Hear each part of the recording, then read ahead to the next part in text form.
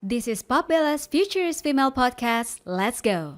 Welcome back to Pop Bella's Podcast bersama saya Ayu Utami, dan kali ini sudah ditemani oleh duo kakak beradik Christy dan Sonia Basil. Mungkin sering seliweran di FYP kalian itu konten-konten mengenai cake yang unik-unik. Yang terakhir itu kalau nggak salah terbaru tuh sapi ya, Idul Adha ya buat bener sapi. banget. Gitu. Yes. Terus kalau misalnya konten-konten untuk baju wedding itu dari Christy. Thank you so much Christy dan Sonia sudah hadir di studionya Pop Bella. Thank you Pop Bella for inviting. Tentu saja, senang sekali. Ini aslinya ternyata kalau lihat aslinya memang mirip ya sesuai kata-kata orang, walaupun sebenarnya beda 1 tahun ya. Bener. Christy yang lebih tua dan Sonia adiknya. Yap, betul banget. Oke. Nah, sekarang kita berada di sini ingin membahas mengenai bagaimana kesuksesan kalian berdua mengutilize media sosial, apalagi di era digital ini yang memang kompleks, terus perkembangannya juga sangat cepat. Gue mulai dari Sonia dulu deh. Boleh ceritain gak sih perjalanan setelah 2017 itu lulus, benar ya, lulus kuliah, sampai akhirnya lahir Cakeology hingga sekarang setelah lulus kuliah. Oke, jadi sebenarnya tuh bahkan aku memulai Cakeology pas aku masih kuliah. Jadi aku lulusnya di 2018. Oke. Jadi aku memang bikin Cakeology itu di 2017. Awalnya tuh aku kayak ngelihat atau ngegabungin peluang dari cake and kado gitu. Aku gabungin jadi satu into custom cake. Oke. Gitu. Jadi kan kebetulan waktu dulu aku sama teman-teman tuh suka banget kan surprisein kalau misalnya dia ulang tahun, selalu surprisein, kayak itu sampai sekarang pun masih kayak gitu ya. Oke.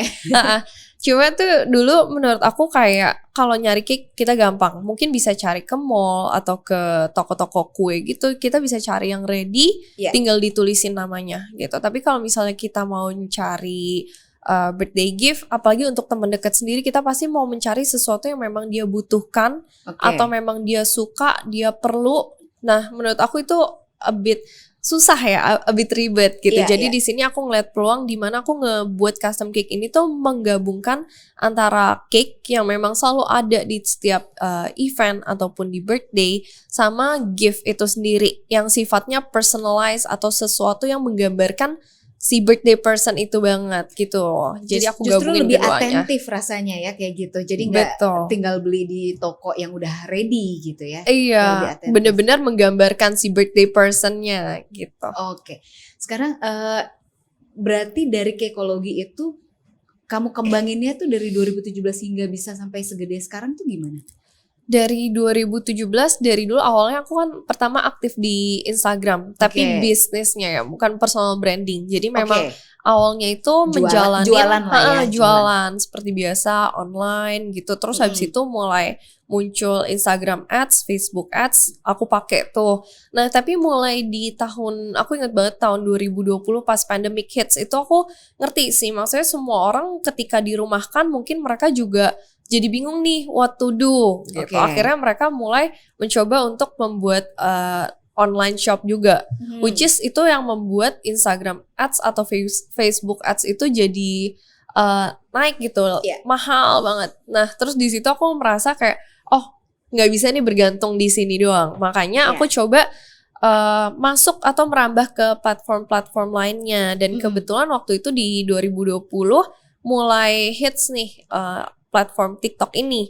Kenapa? Karena kan memang anak-anak biasa di rumah akhirnya kayak mau gak mau buka scrolling di TikTok. Nah, aku awalnya sendiri juga bahkan aku gak ngerti cara posting di TikTok gitu. Tapi ya udah, aku sebagai user aku mengamati nih TikTok ini tuh seperti apa, terus habis itu tipe audiensnya seperti apa. Nah, terus aku mencoba untuk memasukkan yang dari Instagram ke TikTok, tapi dengan tipe konten yang berbeda dengan Instagram. Kalau Instagram itu kan biasa seperti galeri nih, foto.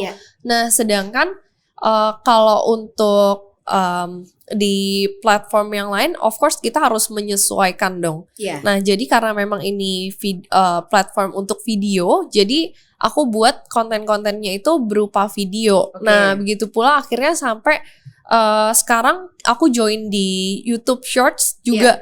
Konten-kontennya sama nih, berupa video gitu, video pendek yang sifatnya edutainment kayak gitu, dan kebetulan ternyata memang itu diterima dengan baik oleh audience sehingga membuat mungkin kita sekarang nih kayak aku sama Ci Kristi dikenal sebagai kakak beradik yang satu tukang kue, yang satu fashion designer gitu.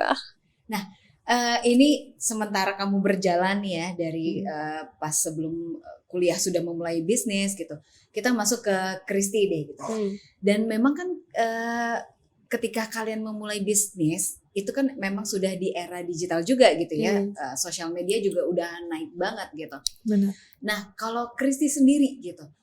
Ini kan beda kalau misalnya kita ngomongin cake, itu kan sesuatu yang bikin mata tuh aduh jadi pengen. Ya kita sekarang juga kalau nyari jajanan, nyari snack atau pengen ke restoran mana, ceknya tuh media sosial gitu ya. Benar. Nah, kalau Kristi gimana mengutilize-nya ini? Kamu kan memang udah suka fashion dari kecil ya? Emang suka gambar gitu ya? Emang udah I'm into fashion gitu. Sebenarnya sukanya salah satu yang disuka dulu gitu. Salah satu yang disuka gitu.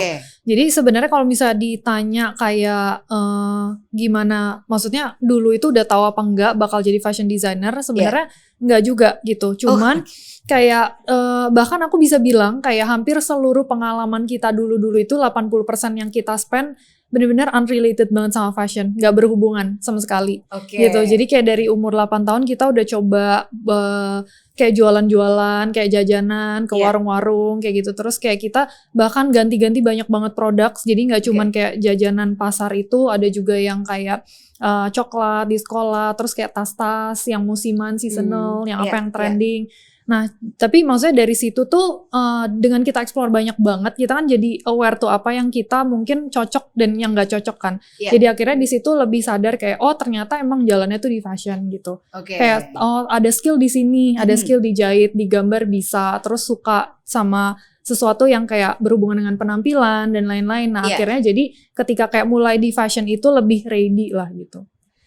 Menurut kamu ketika kamu memulai bisnis fashion ini, mulai dari nol atau memang kamu sudah punya gue udah punya bekal A B C D gitu? Mungkin ya sebenarnya karena sebelumnya itu yang aku kan bilang lama banget gitu dagang dan lain-lain, udah explore banyak banget online, offline, segala macem kayak marketing activity di online ya. Kita bisa kayak bilang kayak kita coba semua lah endorsement and stuff gitu. Nah jadi menurut aku waktu ketika kita mulai kita udah berbekal kayak mindset bisnis online, offline, gimana cara memulai dengan tepat, terus kayak mindset yang bener tuh gimana, terus kayak apa value yang harus kita punya gitu untuk memulai. Jadi makanya ketika mulai itu jadi cepet, tapi karena memang udah berbekal dari pengalaman sebelumnya. Jadi bisa dibilang bukan dari nol juga ya, karena udah punya knowledge juga gitu mengenai bisnis dikit-dikit. Nah, kalau nggak salah pernah nonton atau baca gitu kan, pas nyari browsing mengenai kalian tuh orang tua juga pengusaha gitu. Benar ya, pengusaha ya. Betul. Ada nggak yang mereka memberikan nilai-nilai atau arahan-arahan? Oh kamu kalau bikin usaha gini-gini, apalagi kamu di fashion, kamu di di makanan, ada nggak sih yang kalian gunakan dalam berbisnis? Sebenarnya banyak banget sih. Tapi mungkin kalau dari aku personally, yang aku selalu inget banget, apalagi mungkin terutama lately tuh aku lagi dapet mungkin achieve something lah gitu. Ada beberapa hal yang kayak aku achieve, menurut aku kayak milestone aku. Tapi kayak dari kecil tuh kita selalu diajarkan untuk selalu punya kerendahan hati untuk terus belajar. Jadi milestone atau achievement itu memang sesuatu yang baik, tapi itu bukan membatasi diri kita untuk akhirnya yaudah sampai situ, kayak aku udah achieve something, nih gitu. Tapi kayak ketika kita achieve something, kita tuh justru harus punya kerendahan hati untuk belajar lagi, karena kita punya target biar kita bisa achieve something yang lebih besar lagi kayak gitu. Jadi memang dari kecil tuh selalu diajarkan untuk punya kerendahan hati untuk selalu belajar kayak gitu. Kalau dari Kristi? Kalau aku sebenarnya memang banyak banget, soalnya kayak hampir setiap hari kita kayak banyak discussion juga. Cuman mungkin lately yang kayak kena di kita juga ya. Kalau salah satu yang menurut aku penting dan mungkin kenapa aku share, karena ini bisa di-apply ke semua orang gitu. Bukan cuman kayak kita ngejalanin bisnis aja atau entrepreneur, tapi siapa aja yang kerja juga menurut aku bisa.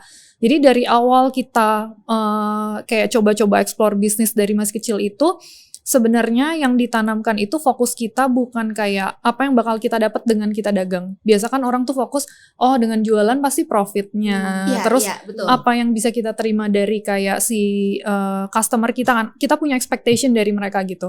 Nah, yang diajarkan itu tuh kita fokus sama apa yang kita kasih. Bukan apa yang kita terima. Jadi dengan kita fokus banget apa yang kita kasih, kita tuh sebenarnya lagi nge-build value yang terbaik gitu. Jadi dengan produknya, gimana kita ngasih best quality dari produk kita, dari service kita, gimana kita bisa ngasih 110% kita meskipun kita udah dikomplain terus nih. Meskipun gimana pun yang terbaik kita kasih, mungkin ada aja yang tetap gak suka, yang demanding banget, dan itu kan akan selalu ada kan. Tapi kita tetap kayak berfokus kepada apa yang kita kasih gitu. Karena apa yang kita terima, it will follows gitu. Betul. Itu point of view yang berbeda ya juga ya. Kan orang mikirnya, aku mau cuan nih. Nanti kita masuk nih soal percuanan nih. Bener. Ternyata justru yang ngelit untuk ke situ mindsetnya diubah dulu. Bener. Dan maksud aku itu juga kayak nggak cuma di bisnis ya, di kerja profesional dan dimanapun itu sangat bisa di-apply dengan mindset seperti itu ya. Betul. Nah, pada akhirnya kan kalian berdua nih bisa dibilang nggak cuma businesswoman tapi content creator juga gitu kan. Apa yang membuat kalian sadar bahwa dengan being content creator ternyata ini bisa menunjang bisnis saya gitu? Oke, jadi sebenarnya tuh kita tuh dari awal mungkin karena balik lagi ya kan kita tuh sebenarnya introvert. Jadi kita tuh sebenarnya adalah tipe orang yang lebih nyaman di belakang layar, gitu. Tapi when it come to business, kita akan melakukan apapun untuk untuk memberikan yang terbaik gitu. Nggak cuma dari segi marketingnya, tapi juga kayak untuk kayak kita memberikan quality yang baik dan lain-lain tadi yang udah diajarkan dari papa kita gitu untuk kayak menanamkan value.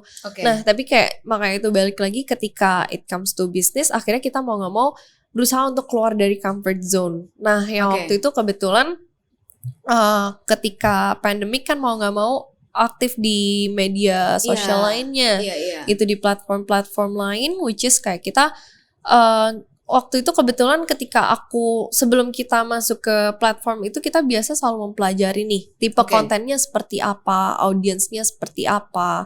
Jadi kita ketika masuk kita tahu apa yang harus kita buat.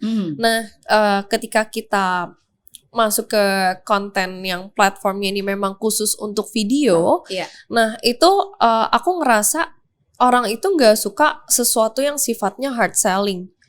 Jadi mereka tuh senang menonton sesuatu yang sifatnya soft nih, yang ringan gitu. Nah, dari situ akhirnya menurut aku personally, kayaknya kalau misalnya nih aku lagi scrolling, terus habis itu aku dapet video dari brand, itu aku merasa kayak ini hard selling banget. Dan sedangkan aku datang ke sini untuk entertainment nih. Makanya menurut aku akan lebih tepat ketika kita munculnya itu sebagai person behind the brand gitu. Nah, jadi ada personanya dari brand itu sendiri. Betul, ada sosoknya. Nah, jadi kita tuh masuk ke situ, masuk ke platform-platform lain ini untuk sharing journey-nya kita atau proses behind dari brandnya itu seperti apa. Nah, terus ternyata memang respon dari audiensnya juga baik dan itu yang membuat mungkin orang sampai sekarang jadi trust atau inget kita terus gitu. Terus penyampaiannya juga itu kalian perhatikan ya, cara menyampaikan, terus tone-nya itu kan selalu kayak yang elegan gitu, lembut. Jadi bawaannya tuh kayak tenang gitu nontonnya. Gitu. Dan menghibur juga gitu. Itu juga kalian perhatikan gitu. Iya, semuanya sih. Iya. Aku bisa bilang itu we learn along the way sih. Jadi kita sambil pelajarin kayak marketnya, apa yang mereka suka, apa yang mereka expect dari kita pelan-pelan kayak mengikuti mereka lah gitu. Jadi karakter kita bisa sesuai dengan apa yang mereka expect kita kayak gimana. Nah, ini pertanyaan satu mungkin untuk semua content creator yang lagi mencoba gitu ya, untuk menjadi content creator yang legit gitu. Gimana mempertahankan konsistensi itu gitu, konsistensi kalau misalnya kan ada yang works ada yang enggak gitu kan, Tapi mau nggak mau kan tetap harus konsisten nih gitu. Itu gimana cara kalian mempertahankan konsistensi itu? Apakah dari jumlah unggahan per minggu atau misalnya yang gayanya seperti ini harus kayak gini terus, itu gimana? Kalau menurut aku ya sebenarnya yang kayak mempertahankan konsistensinya itu bukan cuma sekedar kayak kita yang bikin target terus juga gitu, tapi ada motivation yang bikin kita kayak ngedrive kita buat kayak oke, kita harus posting terus gitu. Jadi personally sebenarnya kalau dari aku sendiri misalnya ditanya kayak content creating untuk support bisnis ini, nggak pernah sekalipun kepikiran dalam diri aku mau jadi seorang content creator gitu. Jadi kayak dari awal mulanya itu pengen sharing aja. Jadi sebenarnya awalnya memang cuma ngejalanin bisnis, terus kita ngelihat ada perubahan-perubahan yang terjadi, teknologi cepat banget berkembang, semua social platform itu muncul terus. Coba aja kayak kita explore ini menjadi salah satu marketing activity. Terus tiba-tiba dengan cara responnya positif, kata Sonia kan, tiba-tiba terjadi dengan sendirinya. Nah, sebenarnya respon positif dari audiens kita itu yang kayak ngasih appreciation dari apa yang kita share. Dengan kita menerima appreciation itu kan jadi drives untuk kita bisa konsisten terus. Tapi makanya menurut aku dengan gak cuman sekedar kayak kita tahu apa yang mau kita bikin dan kita targetin diri kita, tapi kita jadi pendengar yang baik untuk mereka supaya apa yang kita share itu bisa mereka appreciate terus dan kayak kita jadi punya konsistensi itu motivasinya naik terus gitu. Wah, ini gue menemukan perspektif baru nih dalam membuat konten, karena biasanya ya udah gitu kan. Kalau saya knowledge juga, gue juga taunya ya udah lo bikin konten karena lo suka gitu. Tapi ada sisi perspektif lain yang bisa dilihat sebenarnya. Nah, sekarang ngomongin platformnya gitu. Ini juga yang lagi naik daun banget itu YouTube Shorts gitu ya. Itu kalian gunakan juga? Pakai banget. Nah, mendifferentiate-nya gimana antara platform A, B, C sampai masuk ke YouTube Shorts gitu? Itu konten seperti apa sih yang cocok untuk YouTube Shorts-nya kalian sendiri? Kalau tadi kan Sonia sempat mention kayak kita kan explore banyak banget di semua platform. Jadi karena kita sendiri ngerti nih setiap audiens aja tuh dari tiap platform beda. Jadi fiturnya juga beda, karakter mereka beda. Nah, jadi akhirnya kayak kita coba lihat apa yang mereka expect dari kita di dalam short sendiri. Ternyata bedanya memang kayak bisa di platform-platform lainnya itu yang memang kayak udah ada duluan sebelum TikTok ya. Yang ada duluan sebelum shorts ini kan kayak memang mereka tuh suka banget sama sesuatu yang entertaining, yang kayak yang seperti itu. Terus kita nyadar kalau di dalam short sendiri atau marketnya YouTube tuh mereka suka sama sesuatu yang edukatif gitu. Jadi akhirnya kita coba masukin kayak misalnya kalau dari aku ya, sebenarnya kan aku tuh menceritakan tentang kayak problem-problem yang terjadi di antara para brides kalau misalnya mereka mau wedding, atau kayak cara pembuatan gaunnya, story behind-nya. Nah, jadi sebenarnya ada edukasinya di situ, tapi selalu dilengkapi dengan cerita. Jadi kayak ada storytelling yang mereka tuh ketika nonton mereka merasakan ada climax-nya. Jadi kayak adiktif kan, kayak mereka nungguin terus konten-konten yang baru gitu. Ini menarik deh. Ini kalian setelah tahu berbeda platform, berbeda pendekatan dengan audiens dan beda juga kontennya gitu ya, pendekatan kontennya. Belajarnya dari mana sih, Bun? Belajar sendiri, ngulik sendiri, atau memang kalian punya kayak kita panggilkan sosok gitu? Enggak sih ya, kita trial and error sih. Tapi menurut aku memang kayak dari dulu memang, maksudnya karena sebelumnya kan kita udah pernah ngejalanin dari sebelum kita jalanin yang sekarang kayak Sonia Kik dan aku fashion kan, kita juga udah ngejalanin bisnis online. Kita belajar lah kayak mempelajari analytics, iklan, ads, segala macam. Jadi membaca karakter itu penting sebenarnya. Termasuk ketika kita ngejalanin content creating ini ya kita pelajari semua hal juga. Mencoba untuk kayak dengerin mereka gitu. Jadi literally ngulik ya. Bener, dan kayak grateful banget karena mungkin kita juga keluarga dekat dan sama-sama, aku sama Ci Kristi sama sebenarnya kita ada satu adik lagi, dia kan juga, kita bertiga kan sebenarnya content creator. Jadi ketika mungkin kita habis try something terus kita dapet insight baru, kita tuh malam selalu sharing bareng. Nah, itu yang bikin kayak kita jadi nemuin jalannya tuh lebih cepet gitu. Makanya sebenarnya kalau diperhatiin patternnya tuh sama, mirip, cuma beda market. Beda industri aja. Bener. Tapi memang terasa connect sih. Maksudnya kayak kalau misalnya orang udah tahu kalian kakak beradik, jadi kayak wah ini paket komplit ya sebenarnya mereka berdua gitu. Jadi pesen gaunnya ke Kristi, ya udah pesen cake-nya ke Sonia gitu kan. Oh, this is interesting. Oke. Sebuah keberuntungan gue rasa ya kalau kalian juga lahir dan besar dan ketika bisa membangun bisnis pas di eranya digital gitu. Benar. Terus sebenarnya apa yang akhirnya memotivasi kalian untuk menjadi content creator sih sebenarnya di luar bisnis ya, yang akhirnya kayaknya wah ini bener-bener kalian kulik gitu, bukan hanya sekadar tampil di sosmed doang gitu, benar-benar kalian kulik dan nyari tahu gitu.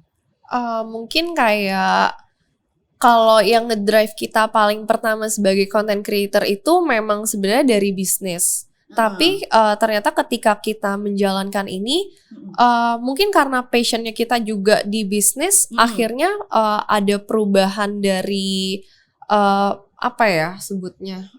Mungkin kalau aku atau Ci Kristi base-nya awalnya itu kue atau baju, nah sekarang salah satu produknya kita juga itu adalah konten, gitu. Which is dimana kayak misalnya nih ketika kan sering banget nih ada kata-kata konten sambil cuan, gitu. Which is kayak itu yang kita terapkan juga. Jadi kita membuat konten, memang base-nya tetap balik lagi ke persona yang kita masing-masing. Kalau aku kue, kalau Ci Kristi baju. Nah tapi di situ juga mungkin sambil creating brand deals juga gitu. Jadi produknya itu shifting gak cuma ke kue doang, tapi juga kontennya gitu yang dikemas dalam bentuk kalau aku kue, kalau Ci Kristi baju. Jadi gitu. itu cara kalian monetize konten itu dari situ gitu ya. Betul. Dimanfaatkan. Betul. Gitu. Nah sebenarnya bisa kayak macam-macam ya. Kalau yang di zone-nya kan memang kayak jadi banyak banget kayak yang tertarik bukan cuma audiensnya aja, ada brands-brands yang juga ngerasa ini powerful banget kalau dipakai untuk nge-support mereka yang lain gitu. Nah kalau dari aku sendiri sebenarnya kan memang awal mulanya itu kan aku tuh di wedding itu kan sebenarnya industri yang besar banget, dimana kalau orang mau nikah harus kayak ngundang banyak banget orang sebelum pandemik ya. Jadi mereka tuh maunya selalu kayak apa yang mereka pakai itu bisa dilihat banyak orang. Karena itu celebrationnya mereka gitu kan. Special big day banget. Bener. Nah ternyata setelah pandemic hits nggak mungkin kita bisa ngelarang orang kayak mau nikah kan nggak bisa. Mereka tetap akan married, tapi mereka kayak ada behavior changes gitu loh di situ. Jadi kayak tetap nikah tapi kayak intimate banget. Nah tapi pasti tetap selalu ada yang dicari sama mereka. Apa yang kayak sebenarnya jadi fokus utama mereka supaya tetap celebration itu bisa berjalan gitu. Nah jadi kayak kalau aku lihat sebenarnya dengan perubahan semua orang pindah ke social media, mereka udah nggak spend banyak banget vendor untuk bisa ngundang banyak banget tamu, tapi mereka spend di vendor-vendor yang bisa nge-upin mereka ke social media untuk orang bisa melihat cerita mereka. Jadi kayak misalnya kalau mereka undangan maksimal 1.000, 2.000 gitu ya offline. Kalau online kan yang nonton ketika video itu viral jutaan. Jadi mereka kayak akhirnya sekarang kalau dari market aku sendiri ya, audience bride aku, mereka punya expectation ketika mereka bikin di aku supaya cerita mereka bisa diceritakan, yang nonton bisa jutaan orang. Gitu. Jadi akhirnya juga. Benar. Jadi monetize-nya itu ketika sekarang bride aku datang, mereka tuh punya pilihan. Mereka mau bikin gaun aja atau bikin gaun dan konten itu. Jadi itu adalah salah satu cara lain untuk kayak monetizing the content itself gitu. Oke, berarti pertanyaan selanjutnya ngomongin bisa cuan ini, mana yang lebih cuan? Apakah ketika sebelum pandemic hits atau setelah pandemic hits yang kalian akhirnya mengutilize banyak sekali teknologi ketika berada di rumah gitu, yang nggak bisa ketemu klien langsung? Mana yang sebenarnya lebih cuan? Surprisingly waktu pandemic hits. Iya, karena kita mungkin menurut aku betul. Kita kayak dituntut untuk kayak punya kreativitas melihat peluang yang berbeda yang ternyata nggak diambil orang lain. Nice. Iya, betul. Secara nggak langsung. Nice. Oke, ini mungkin yang jadi pertanyaan orang-orang juga gitu. Misalnya baik itu dari klien wedding maupun klien cake gitu ya. Tentu saja ada klien yang aneh nggak pernah kalian alami, yang kayak permintaannya wow banget gitu. Kalau klien yang unik tuh sebenarnya banyak banget. Makanya itu kayak sebenarnya kan balik lagi, setiap kue itu selalu punya ceritanya masing-masing. Cuma kan memang karena selama ini tidak pernah diceritakan, orang nggak pernah tahu. Makanya menurut aku ini adalah gitu ya. Makanya menurut aku ini adalah opportunity-nya kita sebagai content creator, karena mungkin biasanya nih kalau di bagian F&B itu orang tuh bikin konten-kontennya berupa how to atau tutorial. Tapi betul.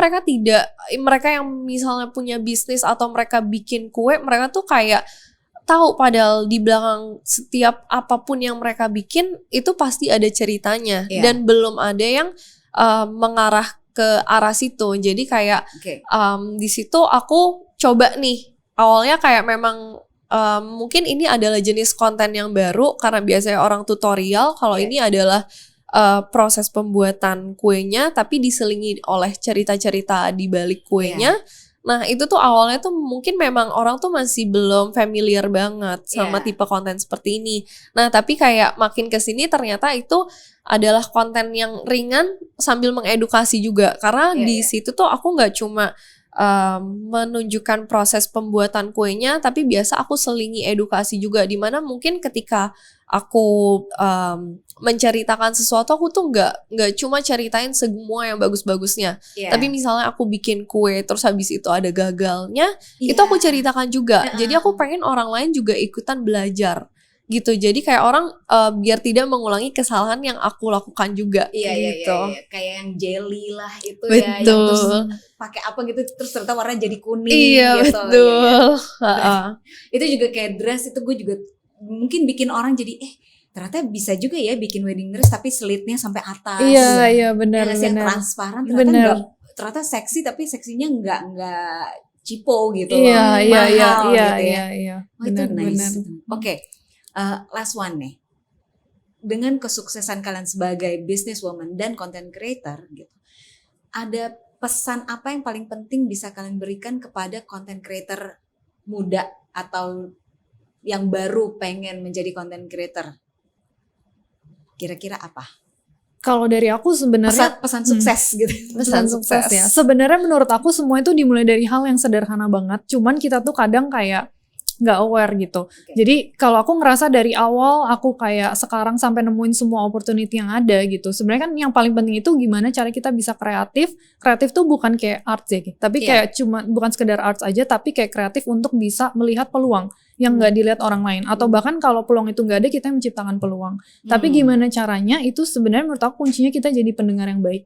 Nah, pendengar yang baik di dalam semua situasi yang kita kerjakan. Kayak misalnya kalau kita content creating, kita menjadi pendengar yang baik buat audiens kita. Jadi kita tahu expectation mereka, problem apa yang mereka hadapi, apa yang mereka expect untuk mereka tahu dari kita, cerita apa yang mereka pengen dengar, apa yang mereka tunggu-tunggu. Itu yang kayak akhirnya kita coba ulik terus, kita pelajari, akhirnya kita kasih ke mereka. Jadi sesuatu yang beda. Jadi kita punya pattern sendiri dan ciri khas sendiri gitu. Jadi termasuk dalam bisnis juga menurut aku dalam segala hal yang barang kita jual, feedback itu selalu kita dengar. Kita sering banget kayak ngobrol one on one sama customer, sama clients kita. Itu yang bikin kita tuh jadi bisa melihat yang orang lain belum lihat karena kita benar-benar bisa mendengarkan mereka gitu.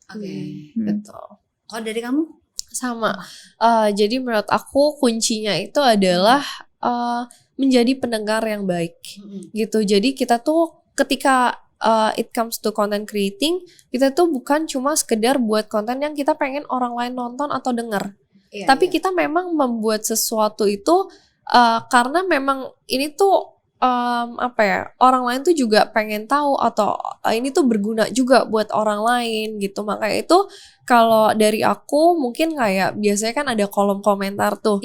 Nah jangan lupa untuk kayak baca. Jadi kalau misalnya ada saran dan kritik dari orang, kita juga jadi bisa kayak merefleksikan diri. Terus kalau misalnya ada pertanyaan, kita jadi bisa belajar lagi nih karena ada orang yang bertanya. Jadi kita kayak ada tuntutan ke diri kita sendiri untuk belajar lagi sehingga kita bisa memberikan jawaban untuk mereka gitu. Tapi ini gue jadi penasaran satu lagi pertanyaan. Boleh. Dengan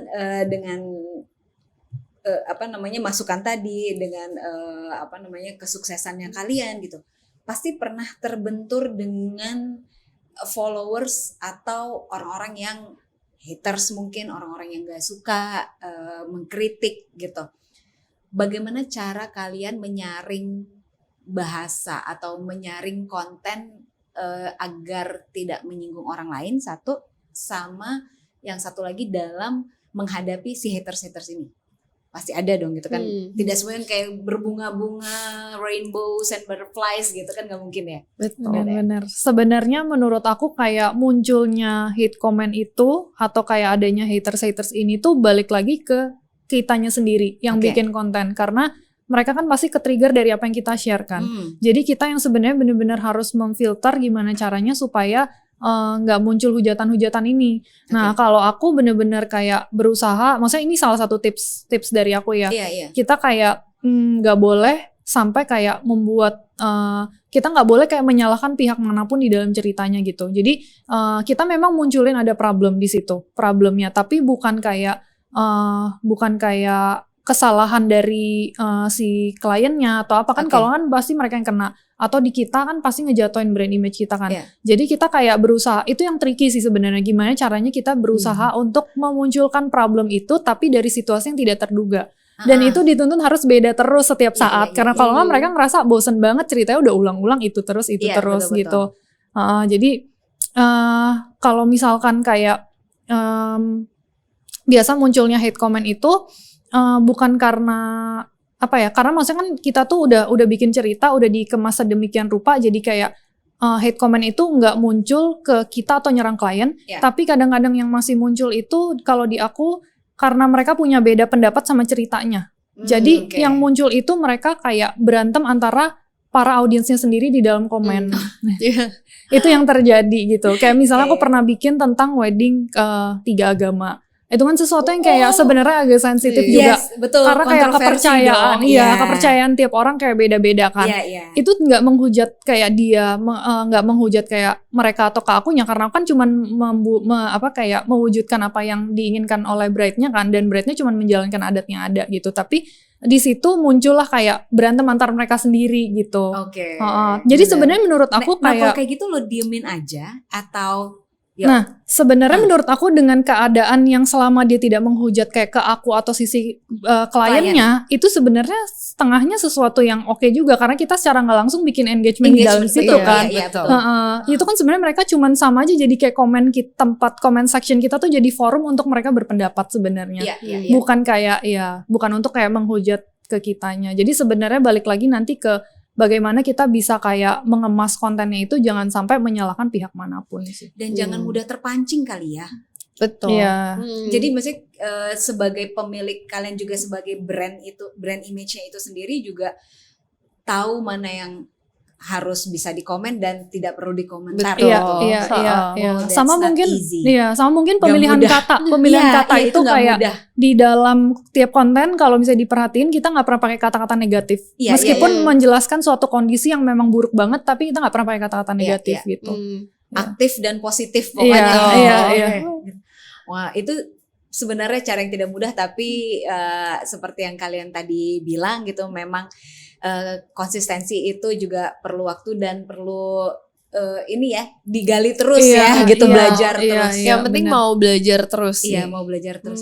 Pada akhirnya kalian menentukan, oke, ini ternyata brand image gue seperti ini gitu.